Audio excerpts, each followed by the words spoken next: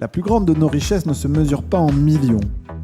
Nous vous faisons découvrir des ovnis pour vous permettre d'en devenir un, vous aussi. Sportifs, entrepreneurs, artistes, ils nous partagent chaque semaine leurs récits de véritables trésors d'informations.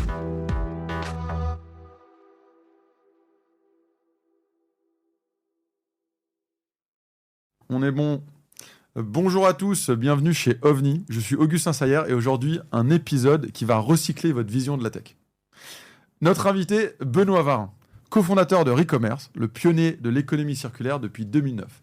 Benoît est engagé en RSE, auteur UNESCO sur le recyclage PC et titulaire de l'Ordre national du mérite. Un visionnaire pur. Recommerce, incroyable. Depuis 2009, 6,5 millions de smartphones reconditionnés, 370 millions d'euros reversés, 28 000 tonnes de CO2 évitées en 2023. Je vais lui demander ce que ça représente plus tard. 220 millions de CA sur les 12 dernières années, dans 12 pays. C'est un monstre de l'économie circulaire. Et une dernière stat, et on va commencer par ça. En 2025, 22% des Français choisissent l'occasion, soit quasiment 1 sur 5. Benoît, merci d'être présent parmi nous. Merci à toi. Super content de t'avoir parce qu'on a un lien particulier avec Benoît, c'est qu'il est investisseur chez OVNI Capital, chez OVNI Venture. OVNI Venture. Je vais commencer avec ma dernière stat, Benoît. 22% de téléphones reconditionnés, ça fait 22% de téléphones neufs qui ne sont pas produits. Donc un impact économique sur toute la supply chain de création d'un téléphone, d'emploi. Comment tu fais l'arbitrage pour toi entre ces 22% qui auraient pu être neufs et ces 22% téléphones reconditionnés? Oui, alors merci pour ta question, Augustin, et ravi d'intervenir pour OVNI. D'abord, c'est le sens de notre action. On a créé Recommerce en 2009 pour prolonger la durée de vie des équipements, pour préserver les ressources de la planète et pour donner accès au plus grand nombre à des produits de qualité, d'occasion, moins cher que le neuf. Donc c'est un rôle social, un rôle écologique et un rôle économique, puisque en fait, on va faire travailler énormément de gens en France, en Europe, qui vont racheter le produit usagé à un client particulier, à qui d'ailleurs on va reverser, comme tu l'as très justement dit, plus de 300 millions d'euros à des acteurs, à des particuliers en France et en Europe. Donc on crée du pouvoir d'achat en Europe. On va payer des vendeurs qui vont racheter les produits à leurs clients, on va payer des techniciens qui vont réparer le téléphone, on va payer des revendeurs, on va payer des marketplaces, des intermédiaires qui vont distribuer nos produits, et on va vendre des produits moins chers que le neuf, entre 30 et 70% moins chers. Donc on va permettre aux Français et aux Européens de gagner en pouvoir d'achat, puisque au lieu d'acheter du neuf à plus de 1 000 euros, ils peuvent acheter un téléphone à 300, 400, 500 euros. Ce que tu dis là, c'est intéressant. Ce que tu dis, c'est aujourd'hui, le téléphone, ils ne sont pas fabriqués en Europe pour la plupart. Aucun ne sont fabriqués en Europe. Zéro. Et donc, en fait, en créant cet espace du reconditionné, tu vas créer des emplois en Europe. Exactement. Là, on considère que certaines boutiques travaillent 30% de leur activité sur les activités circulaires. C'est-à-dire, j'accueille un client, je lui rachète son produit, je lui revends un produit, je répare un produit. Donc, on crée de l'activité en France et en Europe grâce à cette économie circulaire. Ça, c'est l'acte économique. L'acte écologique, c'est que 80% de l'impact environnemental de notre société, notre consommation, vient de la production d'équipements neufs.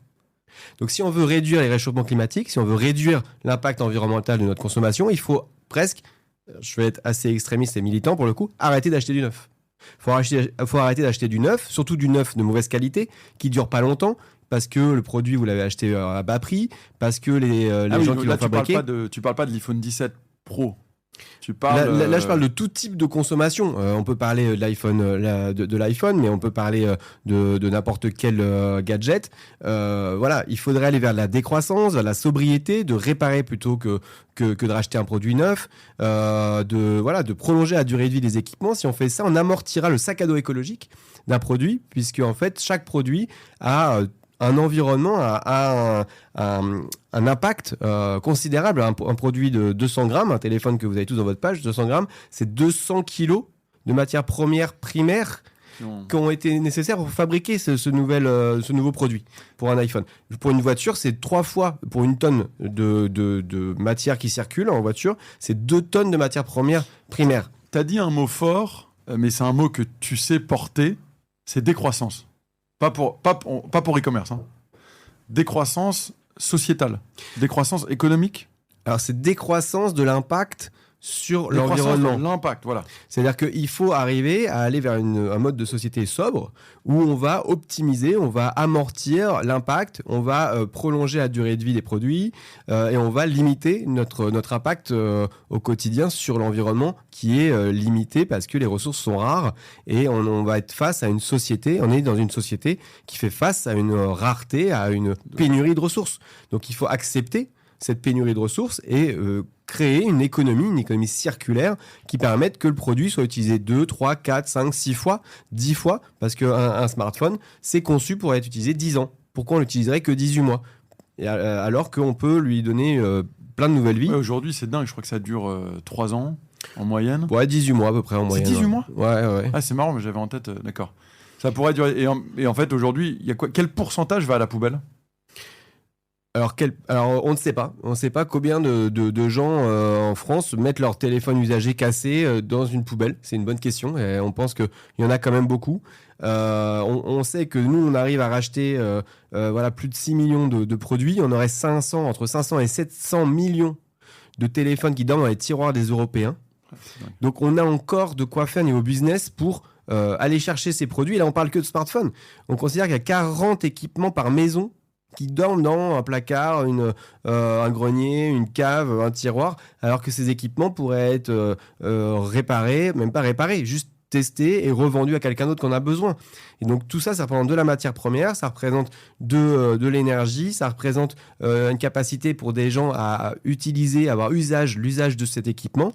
Donc pourquoi ce gaspillage de ressources alors qu'on a ces ressources-là déjà présentes en France et ça éviterait d'aller chercher des matières premières primaires à l'autre bout de la planète et de créer ces problèmes climatiques auxquels on doit faire face. Tu n'es pas qu'investisseur chez OVNI, tu as investi dans plusieurs fonds. Libre à toi de les citer, hein, mais et je sais qu'il y a des fonds qui font ce modèle de recyclage, un de leurs motos d'investissement. Nous, un de nos objectifs, c'est aussi de pouvoir résoudre des problèmes comme ça climatiques via l'innovation, via la technologie. Tu vois, on a investi dans des sociétés qui permettent de créer aujourd'hui du caoutchouc avec des cellules vivantes en France, au lieu de dépendre d'arbres en Malaisie ou de pétrole en Arabie Saoudite. Est-ce que tu crois, et ensuite, on n'a que 45 minutes, donc il va falloir que je te pose des questions sur toi et comment tu es arrivé à e-commerce, mais est-ce que tu crois que, oui, en fait, ton combat pour le reconditionner est noble, mais tu crois aussi on va réussir à faire des téléphones avec un impact carbone beaucoup plus faible, voire négatif d'ici quelques années. Je ne sais pas si on peut dire négatif, mais... Déjà, moi, je crois qu'il faut collectivement qu'on agisse pour faire advenir des innovations, des offres, des solutions qui permettent de simplifier aux citoyens, aux consommateurs français et européens d'accéder à des produits plus vertueux. Donc ça, c'est extrêmement important que les fonds d'investissement comme OVNI, comme Asterion, dans lequel je suis aussi investisseur, mais dans d'autres fonds, on est en train d'essayer de créer un fonds qui s'appelle Rebanque, le fonds du réemploi, pour aider à créer plus d'offres, parce que je suis persuadé que c'est l'offre qui va permettre aux citoyens de plus s'engager avec des actes concrets. Quelles sont les offres qui manquent concrètement? Des offres de réparation pour simplifier la réparation, des offres, on en parlait tout à l'heure, d'acheter des produits labellisés où on sait que c'est du textile qui a été bien produit, on respecte la réglementation. Actuellement, on a encore trop peu de capacité à savoir d'où viennent les produits, qui les a produits. Donc ça arrive, ça, non ? On espère via le DPP, donc la traçabilité, le passeport produit, de savoir de plus en plus où le produit a été fabriqué, par qui, est-ce qu'il respecte bien la réglementation. Actuellement, sur les marketplaces en France ou les plateformes, vous pouvez acheter des produits pochettes surprise, des Temu, des Shein et autres. Vous ne savez pas dans quelles conditions ça a été produit. C'est vendu à un prix, on ne comprend même pas comment on peut acheter un objet à ce prix-là, puisque comment on paye la matière première, la personne qui a fabriqué, le transport, etc. Et donc, il y a un vrai problème de société. Donc oui, il faut penser l'impact de notre consommation. Il faut le réduire et il y a encore beaucoup d'offres à construire dans plein de domaines de la consommation courante et c'est les entrepreneurs qui vont pouvoir optimiser, qui vont pouvoir proposer de nouvelles offres, qui vont pouvoir changer la société, ça j'en suis persuadé, et parce que collectivement on se donne les moyens d'accompagner les entrepreneurs pour pas qu'ils se cassent la figure, d'avoir un peu de moyens financiers, de trouver un modèle économique, de trouver l'innovation technologique qui fera qu'on aura des solutions beaucoup plus optimisées, beaucoup plus simples pour faire la location, pour réparer, pour acheter des produits de meilleur impact. Et ça, tu te bats pour, on va en parler. Vous l'avez compris, Benoît, c'est un entrepreneur engagé. Et alors, en fait, si on revient un peu sur la vie de Benoît, est-ce que, première question, sur ton parcours, est-ce que tu étais engagé avant d'être entrepreneur? Ou en fait, tu es devenu entrepreneur, puis plus tard engagé sur ces questions? Est-ce que tu peux nous parler un petit peu de tes débuts d'entrepreneur? Tu as toujours été entrepreneur? Alors, moi, j'ai vécu dans une ferme dans le pays de Caux. J'ai grandi là-bas jusqu'à mes 17 ans. Et dans cette ferme, c'est une ferme qui est devenue une ferme pédagogique parce que mon père a converti cette ferme pour faire découvrir ce que c'était la culture paysanne, la culture agricole, la vie auprès des animaux, etc. Et c'est vrai que mon premier petit business, c'était je vendais des tours de poney aux gens qui venaient parce que tout le monde voulait. Et donc, je prenais 1 euro. Enfin, à l'époque, c'était 1 franc. C'est ton père qui t'a donné, tu t'es dit, OK, non, lui voulait que je fasse ça gratos, il voulait que je m'occupe des chevaux et les accueille. Et moi, j'ai fait, écoute, papa, là, je vais pas aller voir les copains, j'ai pas joué, c'est relou. Donc, du coup, je me suis mis à tester, quoi. Et bon, les gens, ils étaient contents de payer 1 franc, et puis moi, j'étais content. Donc, ça, c'est vrai que quand je réfléchis, il y a ça. J'ai beaucoup, dans cette ferme, il y avait beaucoup de stages. Donc, on apprenait les gens passionnés venaient apprendre aux autres à réparer du mobilier en bois. Ça m'avait marqué, apprendre à jouer de la guitare, etc. Donc, il y avait un partage de connaissances et cette envie de partager. Tu as dit, il y avait un atelier de réparation de mobilier, ouais, il y a des menuisiers. Mais c'était précurseur à l'époque. Ça a toujours existé, hein, quand même. Le métier de l'occasion, c'est quand même le métier le plus ancien au monde. J'ai pas le droit de faire la deuxième blague, mais je la fais pas. Mais voilà. Compris, ouais. Donc le métier de réparer, de troquer, de donner, de ce qu'on n'utilise pas, ça a toujours existé. Donc précurseurs, oui, non, les menuisiers, le monde, les agriculteurs, les mondes de paysans, etc. Ma grand-mère ne jetait rien, elle récupérait tout, elle réparait. Mon grand-père pareil. Enfin, je les ai toujours vus réparer. Donc c'est pas non plus. Non, mais un atelier, tu sais, même aujourd'hui, j'en entends parler de ces ateliers, mais je ne sais même pas où aller. Mais... tu peux venir à La Rochelle, au pays de Caux, entre Rouen et Le Havre, et tu pourras apprendre à faire plein de choses en fonction de ce que les gens aussi ont envie de partager. Donc moi, j'ai découvert ça quand j'étais enfant, donc une innovation plutôt sociale au final, hein, du partage de connaissances, basé sur l'associatif, puis progressivement monter une petite radio au lycée, puis progressivement en école de commerce, en télécom, à l'Institut Mines Télécom, j'ai co-créé Équiterre, où j'ai découvert l'entrepreneuriat, où on appliquait des outils technologiques, donc du e-commerce, du commerce où on récupérait des produits, on parlait de Veja tout à l'heure, et on vendait des chaussures Veja en ligne qu'on ne pouvait pas acheter où on voulait, et nous on les distribuait sur equiterre.com. Tu sors de tes études d'ingénieur? Non, j'étais dans l'étude. On a créé Équiterre en 2000-2001 avec des autres écoles et des copains de l'école. Ouais. T'avais pas suffisamment de cours? Non, il y avait plein de cours, mais on avait plein d'activités possibles à faire. Les jeudis après-midi étaient fléchés associatifs. Les soirs, on adorait passer des soirs et des nuits à coder, à développer le site web, à penser des projets. C'est toi qui as codé Équiterre? Ah non, pas moi, c'est des copains développeurs. Moi, j'ai animé, j'ai présidé l'association. Nous, on organisait des défilés de mode, on sélectionnait les produits qu'on vendait. Je coordonnais plutôt la gestion de projet. Et puis après, coordonner le fait qu'il fallait expédier les produits dans des boîtes à chaussures recyclées, les expédier à Madame Michu qui était en Corrèze, du café, une boîte de café avec un t-shirt et une basket, une paire de baskets.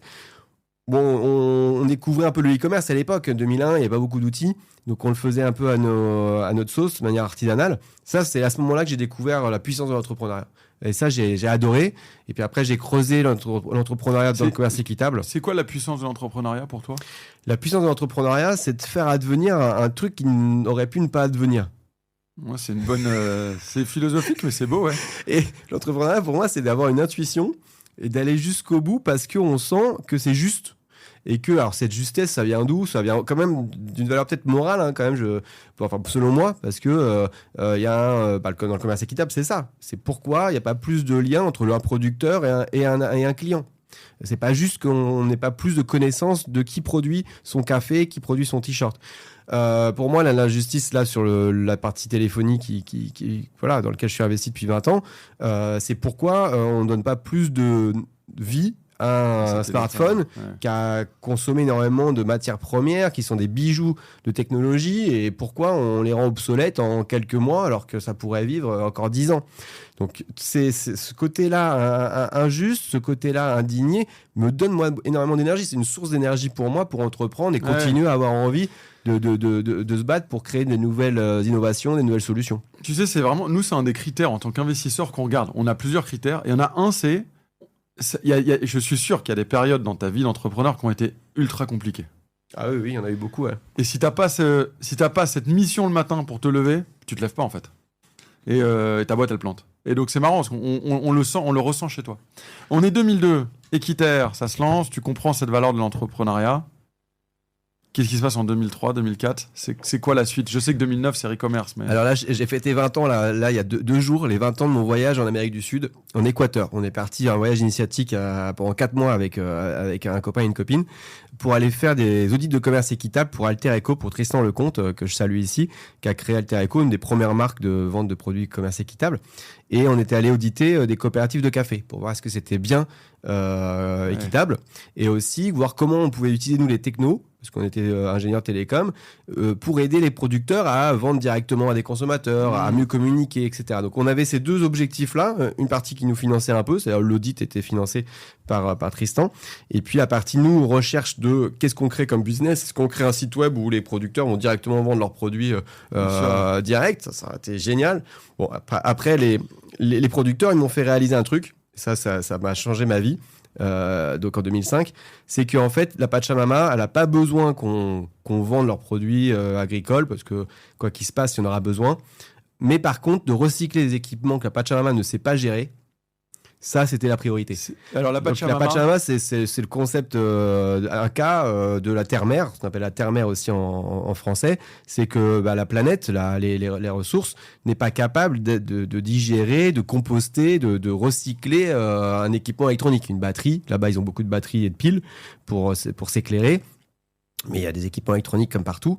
Et eux, le constat d'un paysan, c'est de dire moi, si je mets ça dans la terre, ça va pas se décomposer. Donc toi qui es ingénieur télécom qui nous explique que la technologie c'est génial, trouve déjà des solutions pour recycler ces piles et ces circuits électroniques. Et puis après tu reviens nous voir pour faire du commerce de café. Et nous le café on sait le vendre quoi. Mais attends, et donc ce producteur de café, qu'est-ce qu'il avait comme ça en trop d'électronique ? Il avait plein de piles, il avait un seau de piles. Ah, c'était ok, on part avec des piles. José, il est venu avec son seau de piles, il m'a fait écoute, Benoît, Benito, il m'appelait. Benito, résous ce problème-là pour la Pachamama, parce que c'est ça le vrai problème de la Pachamama. Et là, j'ai basculé dans ma tête, je me suis dit, l'intuition que j'avais qui était de vendre des produits commerce équitables, eux, la banane, le cacao, le café, ils sauront le vendre. Et c'est pas ça dont forcément on a besoin, et c'est pas forcément ça le sens de ma vie. Et non, là, mais pour vendre plus cher. Comment ? Il pourrait le vendre plus cher. En fait, ton idée initiale, c'est la désintermédiation. Et en fait, tu es venu sur une autre idée qui a une valeur, qui a un impact beaucoup plus fort pour la Terre. Ouais, c'était surtout la révélation de me dire le sens de ma vie à moi en tant que effectivement passionné de la technologie, c'est de me dire comment on réduit l'impact de la technologie sur l'environnement. Okay. Et ça a quand même été le message que m'a transmis José en me disant voilà, moi mon saut de pile, j'en fais quoi ? Ah, ok. Et donc là, à ce moment-là, je me suis dit, ok, je finis la mission. Puis j'ai pris un avion à Buenos Aires alors que les copains ils allaient au Brésil et tout. Et je suis rentré pour créer Ticketic à l'époque, qui était un cabinet d'ingénierie pour développer des filières de recyclage.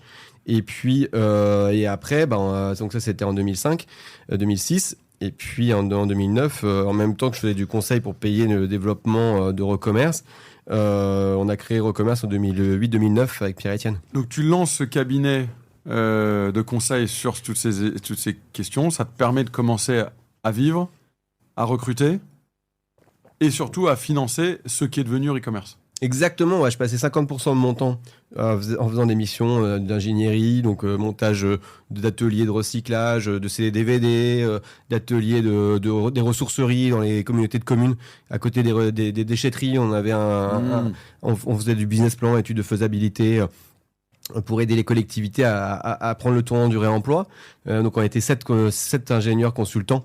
On bossait beaucoup pour les collectivités et puis des acteurs de l'économie sociale et solidaire, des acteurs même de l'industrie. Et puis en parallèle, à force de proposer des choses en conseil et que les industriels nous disent non, ça c'est trop technologique ou ça c'est pas assez technologique, parce que c'est du recyclage, on s'est dit faisons-le nous-mêmes, devenons industriels.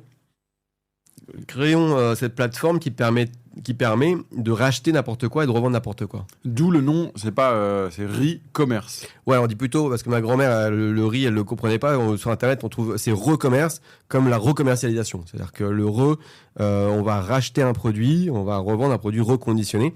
Et le concept du recommerce, c'est, de notre marque, parce que c'est une marque déposée, c'est de développer, le slogan que j'aime bien, que je suis un des seuls à utiliser, mais je l'adore, c'est aider les commerçants à devenir des recommerçants.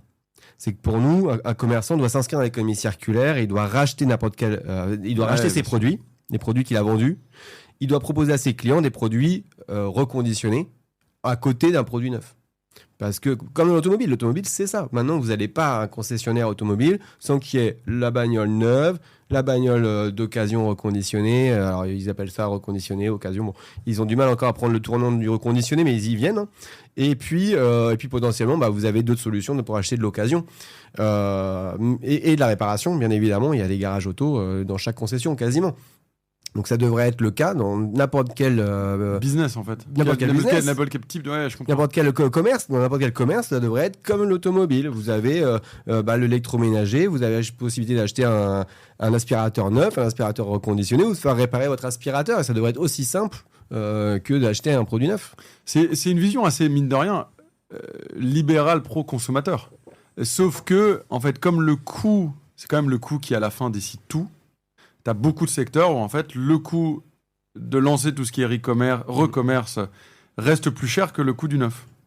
Ça, c'est l'aberration contre lequel je me bats. Pourquoi ça coûte moins cher d'acheter du neuf qui vient d'Asie plutôt que de le faire réparer ? Pourquoi ça coûte plus cher pas plus cher, beaucoup plus cher, mais pourquoi acheter un produit reconditionné, le prix reste très proche d'un produit neuf ? Alors pourquoi ? Parce qu'il y a des taxes, parce qu'il y a une concurrence déloyale, parce que ça coûte cher les pièces détachées et parce que on se donne pas les moyens de favoriser les produits vertueux de l'économie circulaire produits en France. On va favoriser l'ultralibéralisme qui est on peut acheter sur n'importe quelle plateforme un produit qui vient de n'importe où dans le monde et le moins cher gagne quoi. Et donc ça casse le fait que si on peut acheter un produit 10 € neuf plutôt que payer 50 €, c'est celui qui est vendu 10 € qui gagne. Si je fais poil à gratter, l'ultralibéralisme, t'as raison. Sauf qu'en fait, toutes ces taxes, c'est plus du libéralisme. S'il y a des taxes, si le marché est complètement libre, il n'y a pas toutes ces taxes. Mais si le marché est libre. En fait, il y a jamais de. Mais j'entends ton point. En fait, aujourd'hui, t'as des secteurs qui, à cause de peut-être d'une ouverture marché trop forte, fait que le reconditionné ne vaut pas le coup. Et donc, si on parle juste sur toi, tu es devenu engagé, et tu peux peut-être nous parler rapidement de qu'est-ce que tu fais tous les jours pour pouvoir favoriser le reconditionné ? Là, en ce moment, tous les jours, j'essaie de lutter contre la concurrence déloyale. C'est-à-dire pour protéger la souveraineté européenne, protéger la souveraineté française des entreprises. On considère qu'un produit, il y a une loi en France et en Europe, la base, c'est la TVA. Donc un produit qui est importé en France et en Europe doit payer la TVA. Ouais. Ça, c'est pas l'ultralibéralisme, c'est la loi et tout le monde l'accepte parce que la TVA permet, en ce moment on parle du budget, de financer l'État, financer l'éducation, financer des règles qui fait que s'il n'y a pas de TVA, l'État français, je pense, ne tiendra pas longtemps. Mais l'État français ne préserve pas son État de dire tout le monde doit respecter ça.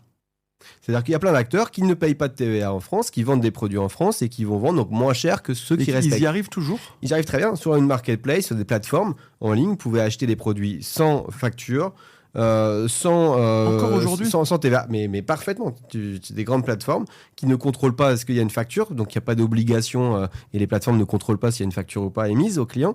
Ils ne contrôlent pas si la TVA est bien déclarée et bien payée. Donc ça c'est en France, c'est le drame actuel en France. C'est pas le cas en Europe. en Europe, mais surtout en France, parce que la France aurait les moyens de contrôler beaucoup plus, et l'Europe également. Et actuellement, le contrôle de la TVA n'est pas fait. Le contrôle des éco-contributions qui s'élève jusqu'à 3 € pour les smartphones, mais jusqu'à 10-15 € pour l'électroménager, pareil. L'État nous dit, on ne contrôle pas, on n'a pas les moyens de contrôler, de savoir est-ce que l'éco-contribution est bien payée. Nous, on la paye, plein d'acteurs la payent vertueux, mais ceux qui la payent pas, c'est passagers clandestins, et ils ont le droit en plus à avoir la buy box parce qu'ils vont vendre leurs produits moins cher que nous. Et donc la concurrence déloyale, c'est toutes ces sociétés en fait qui sont pas basées en Europe s'ils facturent pas de TVA. Ils ont des boîtes postales, des boîtes aux lettres à Chypre, au Portugal, même à Paris. Tu peux te faire héberger, domicilier, et ton produit, il vient de Hong Kong, il vient d'ailleurs. Et ils sont vendus sur les marketplaces sans facture et sans déclaration, sans payer de TVA, d'éco-contribution, de redevance copie privée, etc. Donc ça, c'est le drame actuel de tout commerçant en France qui se voit concurrencé par des acteurs qui vont vendre des mêmes produits qu'eux, moins cher, accessible en quelques heures parce qu'avec les solutions de livraison, voilà. Et les clients, donc, du coup, vont acheter plutôt sur des plateformes plutôt que d'aller voir le commerce de proximité.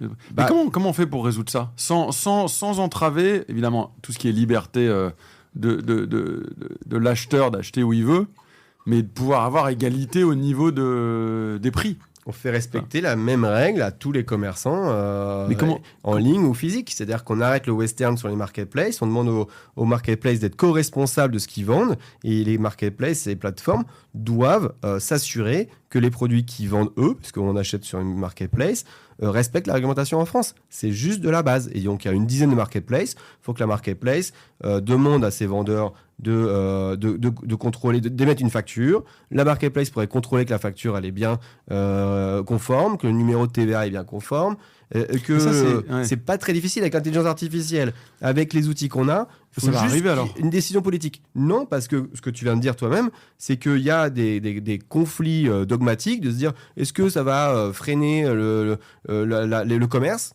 de contrôler. Et je pense qu'il y a des problèmes dans le pied, politiques. Parce qu'en fait, le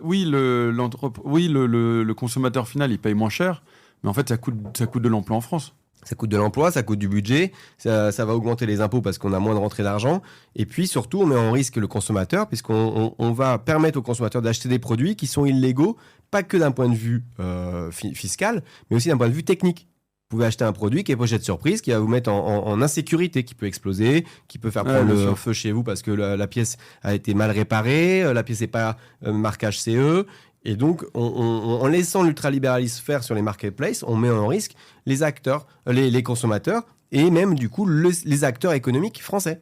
Et ça, c'est quand même le drame et c'est mon sujet actuel et mon quotidien d'essayer de comprendre pourquoi on ne protège pas plus les PME, les ETI, les innovateurs français et européens. Parce que sinon, si on ne met pas des barrières à l'entrée et on ne fait pas respecter la loi en France, vous pouvez entreprendre, avoir la meilleure idée au monde. Si quelqu'un d'autre, la planète, fait la même chose que vous sans respecter les mêmes règles, votre projet entrepreneurial va tomber.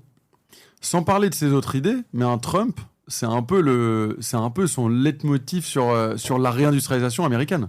C'est produisons, rapatrions la technologie, reproduisons ce qui a été produit aux États-Unis pour donner du travail aux Américains. Mais en fait, ça a toujours existé dans toute économie. Il y a des règles, on a fait respecter ces règles sur son territoire. En Chine, ils le font très bien aussi. Il y a que actuellement l'Europe, qui est l'ultralibéralisme un peu bête, qui se fait avoir parce qu'on ne préserve pas notre territoire, qui est un des marchés les plus importants quand même. Plus de 300 millions de consommateurs. On ouvre la porte grand à qui veut, même s'ils ne respectent pas la réglementation, et qu'on va imposer à nos entreprises, acteurs économiques, des concurrents qui ne respectent pas les mêmes règles. C'est le même combat d'ailleurs pour l'agriculture. L'agriculture, les copains agriculteurs, ils galèrent parce que vous pouvez trouver un poulet beaucoup moins cher produit ailleurs avec des produits que je vous conseille pas d'ingérer, quoi. Mais sauf qu'on les laisse arriver sur le marché.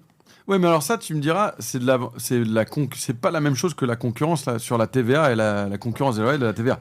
Mais j'entends ton point de vue sur le. C'est assez proche sur le concept. Après, j'entends tout à fait le concept. Ouais. Et attends, cette histoire, elle est folle. Parce que la TVA, en fait, et c'est marrant parce que quand tu dis l'ultralibéralisme, je pense que tu dis à des gens, l'Europe est ultralibérale, ils disent non, on ne l'est pas, les États-Unis le sont. Et en fait, quand on t'écoute par rapport à ce problème, on se dit, mais ouais, en fait, l'Europe, elle est ultralibérale sur un sujet qui qui a l'air assez simple à corriger. Mais toi, tu dis c'est une volonté, c'est un manque de volonté. C'est un manque de volonté politique. Si les politiques et les hauts fonctionnaires et les acteurs qui doivent faire respecter la loi le faisaient vraiment, ils feraient fermer ou ils demanderaient aux acteurs économiques qui sont les chevaux de Troie de cette fraude de faire respecter la loi. Enfin, la moindre des choses, vous avez 10 marketplaces, 10 plateformes en France, on va dire 15. Pourquoi ces 15-là ne sont pas mis au pas en demandant, vous êtes le cheval de Troie et vous devez faire respecter la réglementation et vous-même devez respecter la réglementation.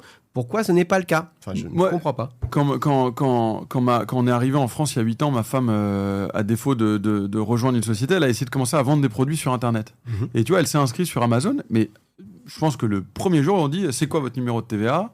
Vous ne pouvez pas vendre tant qu'il n'y a pas un numéro de TVA. Mais tu dis que même en Amazon, il y a des manières, la plupart des gens arrivent à contourner... Mais un numéro de TVA, tu prends n'importe quel numéro de TVA, tu le rentres. Des numéros de TVA, t'en as... Ouais, derrière, personne contrôle. Ouais, mais d'accord. Et après, c'est pas parce que tu as un numéro de TVA que tu vas déposer, tu peux obtenir un numéro de TVA. Qu'est-ce qui dit que tu vas déclarer les montants que tu as fait et que tu vas payer? Parce que la technique aussi, c'est tu crées une structure, tu as un numéro de TVA, tu vends, au bout de 6 mois, tu fermes, tu en recrées une autre. Ouais, bien sûr. Ça, c'est classique. Ça, c'est la fraude à la TVA, ouais. C'est des carousels, c'est fraude à la TVA, c'est des carousels. Enfin, des mécanismes comme ça, on les connaît depuis longtemps. Mais on ferme pas les robinets qui sont ces marketplaces qui devraient être beaucoup plus stricts sur le contrôle. Comment font les Américains? Parce que j'imagine que ça va être une source d'inspiration s'ils sont aussi bien organisés là-dessus. Là, ils augmentent les taxes douanières. Donc, pour vendre là-bas, déjà, tu as un coût d'entrée déjà clair. Donc, ils disent à tous les acteurs, vous payez déjà des droits de douane. Et si vous payez pas ces droits de douane-là, voilà. Si vous n'avez pas d'installation sur place, vous pouvez pas non plus vendre. Donc maintenant, il fait et ça, c'est une bonne solution. Vous demandez à chaque acteur d'avoir des salariés en Europe. Ça, c'est pas très difficile. D'avoir plus qu'une boîte aux lettres, c'est que vous avez des vrais gens qui vont répondre aux clients et qui sont physiquement sur le territoire européen ou français. S'il y a un problème, vous allez voir cette personne-là. Nous, on a 250 salariés en France et en Europe. On paye des charges, on paye ces gens-là qui sont dans le service et dans la relation avec nos clients. Pourquoi les autres, ils ont des boîtes aux lettres et ils font autant de volume que nous? Et ils sont basés en Asie. Et ça, c'est pas normal. Donc simplement, ces bons sens-là, ça a toujours existé. Quand tu es commerçant, tu as des gens qui sont physiquement, qui représentent ta marque. Et, marrant, et on vend pas du vent, quoi. Et c'est marrant parce que si tu donnes ces idées à certains économistes, ils vont dire non, mais pas du tout. Tu tues le marché libre, c'est des idées. Non, je pense pas. Et alors qu'en fait, non, ça fait du sens. Et avec l'arrivée de l'IA, je pense qu'on est aussi en train de se pré-protéger parce que l'IA va sûrement, dans sa première phase, détruire un nombre d'emplois. Je sais pas si tu es d'accord et si j'ai lancé une tangente, mais... L'IA, je n'ai pas encore d'analyse économique forte. Nous, ce qu'on sait, c'est que ça nous aide à être beaucoup plus performants. Ça nous aide dans la boîte à avoir des outils comme ça de diagnostic beaucoup plus rapides sur l'état du produit. Donc, on gagne du temps. Quoi qu'il se passe, c'est comme l'arrivée de Google ou même l'arrivée du téléphone. Est-ce que ça fait perdre de l'emploi d'avoir des téléphones un peu techno? Ça fait quand même gagner du temps. La performance, après, il faut l'encadrer. C'est comme tout. C'est-à-dire que tout peut être bien. Enfin, c'est Aristote qui disait ça. Tout est poison, rien n'est poison. Tout dépend de la dose. Donc, comment on régule? Ouais, c'est ça. Et c'est ça la question. Toi, t'es pas en train de dire qu'il faut ultra réguler. C'est comment on régule. Et en fait, il y a plein de propositions dans ce que tu dis qui font sens. Tu vois, sur le nom... Enfin... Sur ces producteurs, ramener un peu de production en France, ramener des employés en France, ramener... Voilà. Et c'est marrant parce que donc, toi, tu es président de la fédération... Française du réemploi et de la réparation, exactement, rq.org. rq.org. Et en fait, tu te bats tous les jours pour des mesures qui, quand on t'écoute, c'est du bon sens, quoi. Ouais, c'est du BSP, ouais, du bon sens paysan. Donc on a créé la fédération en 2012. On était une douzaine d'entrepreneurs, enfin porteurs de projets, pas que des entrepreneurs, parce qu'il y avait des présidents d'associations qui font de la prévention dans les quartiers populaires, Pic Environnement, des gens qui font de la location de produits en scope, etc. On était une douzaine en se disant pourquoi on préserve pas plus les produits et comment on fait pour prolonger la durée de vie des produits. Et surtout aussi dans cette réflexion qui était de se dire un produit usagé n'est pas un déchet. C'est con quand je prononce ça. Enfin, pardon, c'est pareil.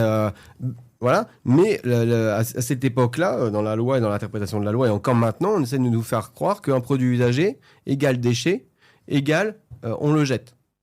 Voilà. On le broie et on le détruit. nous, notre fonctionnement et notre vision chez Aircube, c'est de se dire ensemble, on peut défendre une vision d'une économie circulaire qui est chaque produit usagé doit passer par un acteur qui va vous dire oui, il a encore de la valeur ou non, on peut plus le réparer. Et tout déchet a de la valeur, en fait. Alors, on ne parle pas de déchets, nous, justement, même le déchet, c'est un gros mot chez nous. Donc, tu ne feras pas, enfin, je l'ai dit, désolé, mais en fait, c'est un produit usagé ou une matière usagée. Mais oui, toute matière usagée, tout produit usagé a encore de la valeur. C'est rien de secret, tout se transforme. Enfin, rien de secret, rien ne se perd, tout se transforme. Ça, c'est la chimie, c'est la base de la science. Et donc, pourquoi on transforme un produit en de la chaleur, en enfouissement ou en incinération, et alors qu'on perd toute la capacité de la matière et du fait que l'objet peut encore resservir. Ouais, ce que tu dis aujourd'hui, c'est qu'il y a beaucoup les produits usagés aujourd'hui qui finissent à la poubelle sont valorisés en pure source d'énergie. 66% d'incinérateurs. En France. Donc ça fait de l'énergie, mais bon, ça fait de l'énergie qui peut être propre si tu as les bons filtres, mais en fait tu perds énormément de valeur. Parce que ils ont ces produits bien séparés, ont beaucoup plus de valeur que le mètre cube. Je sais pas comment ça se vend, ce mètre cube de produits usagés. C'est ça. Ah, bien sûr. En termes d'impact écologique, entre un produit qui va être réemployé, on va payer un salarié, un technicien qui va le tester, le réparer et le revendre, ou un produit qui, lui, va être mélangé dans un camion poubelle, qui va être transporté, stocké, broyé, ensuite soit incinéré, parce qu'il y a encore beaucoup d'incinération, enfoui, il y a encore beaucoup d'enfouis. Le pire, c'est l'enfouissement, parce qu'on enfouit des produits toxiques, potentiellement toxiques. Voilà. Mais l'incinération, actuellement en France, c'est pas toujours la création non plus de chaleur. Donc, mais c'est pas que pour. Quelquefois, c'est juste pour se débarrasser. Ah, mais bien sûr, un incinérateur n'est pas toujours associé à un générateur d'énergie. Les meilleures et les dernières générations, oui. Mais il y a plein de problèmes, des fois, pour transformer cette chaleur en énergie. C'est une catastrophe, ça. C'est que tu brûles le truc. Le truc qui sert à rien, quoi. Bah, ça fait de la place pour les nouveaux produits neufs. Donc, quelqu'un qui défend l'économie linéaire va te dire, on produit, on consomme, on jette, ça permet de laisser de la place aux nouveaux produits. Donc, nous, ce qu'on dit chez Aircube, c'est qu'il faut prolonger la durée de vie des produits et la matière. Parce que du bois, une poutre peut être réutilisée quand on démonte un bâtiment, une chaise peut être réutilisée, tout peut être réutilisé et réemployé.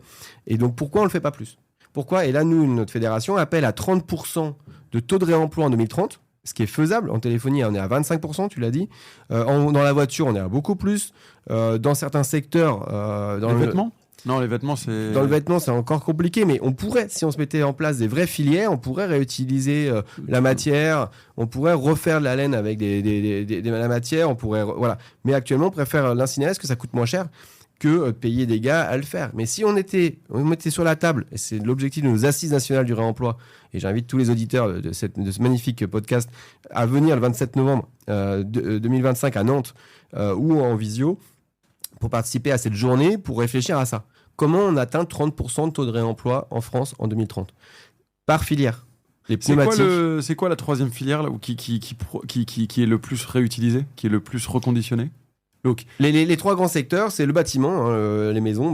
Il y a quand même 3 maisons sur 4 qui sont vendues d'occasion, à peu près. Ah oui, maison. Donc, le bâtiment. Ouais, mais on achète quand même des maisons d'occasion. Maison, en fait, la différence, c'est que la maison, c'est quasiment la valeur augmente.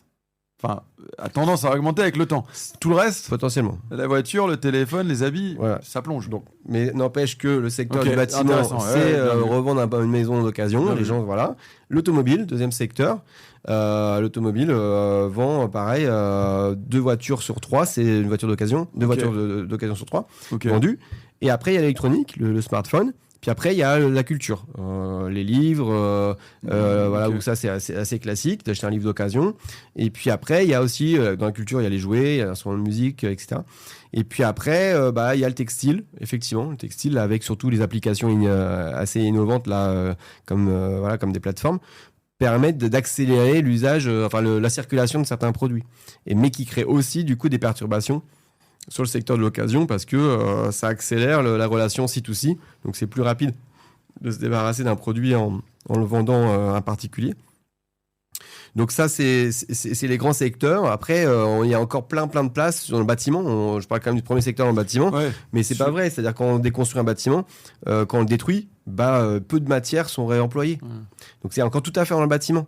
Il y a plusieurs milliards d'euros de chiffre d'affaires pour les entrepreneurs qui veulent se lancer, mais c'est compliqué parce que la filière est pas mature, parce que politiquement, il y a peu de gens qui ont intérêt forcément à développer les filières de réemploi dans le bâtiment, surtout les constructeurs de matériaux, surtout voilà. Et donc, dans le bâtiment, il y a encore de la place. Dans l'automobile, les pneus, par exemple, on pourrait réemployer, rechapper 30%, 40% des pneus. Il y a des technologies à Béthune, une usine qui s'appelle Blackstar, qui peut rechapper des pneus et remettre de la gomme et faire que les pneus soient encore meilleure qualité d'ailleurs qu'avant. Il y a encore plein de choses à faire dans le mobilier aussi. On n'achète pas assez de mobilier réemployé, on ne répare pas assez. Enfin, et donc, nous, de côté Aircube, on est persuadé que si on s'assemble entre entrepreneurs, porteurs de projets, qu'on arrive à lever les freins, on va dire des freins politiques, des freins juridiques aussi, et puis d'arriver à rendre le modèle économique viable en luttant contre les phénomènes de concurrence déloyale, en levant des barrières de protection des modèles économiques de réparation. On peut créer énormément de filières. On pense qu'on peut créer entre 100 et 700 000 emplois si on recrée des filières de réparation, des filières de troc, des filières de location de produits, au lieu d'acheter du neuf. Ton message, en fait, il est résolument économique. Tu es un patriote économique.